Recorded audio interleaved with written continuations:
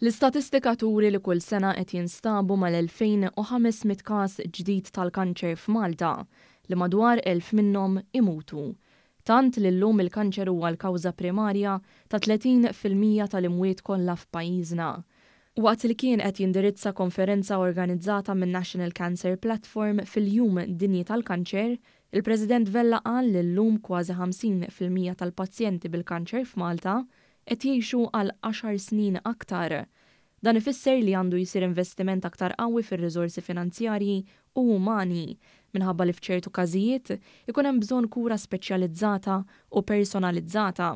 Il-President rad ħajru sellem lill-eluf ta' ħaddiema f'setturi differenti tal-istituzzjonijiet nazzjonali tas-saħħa li jagħtu servizz b'tant dedikazzjoni u mħabba. U rringrazzjaw koll il-numri ta' qdiet volontarji li jagħtu semhom fuq sma differenti marbuta mal-kura tal-kanċer.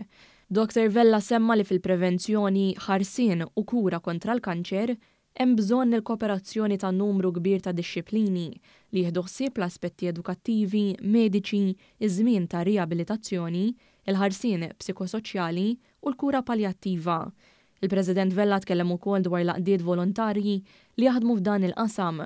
Huwa semma li dawn għandhom lan li jikkoperaw u jikkoordinaw ħidmietom, jedukaw u jqajmu għarfien dwar prevenzjoni mill-fatturi u d-drawwiet li jistgħu iwasslu għal kanċer. Fl-aħħar nett semma wkoll il-ħidma li jagħmlu l-qdiet li jaħdmu taħt il-kappa tan-National Cancer Platform. In-numru ta' pazjenti li jagħmlu użu mis-servizzi provduti minn dawn l-qdiet volontarji huma kbar ħafna u mistenni jikber iktar kif maħsub fil-pjanijiet li qegħdin jitwettqu. Jimus jidħol fix-xogħol li tagħmel kull għaqda li tifforma parti minn din il-pjattaforma nazzjonali.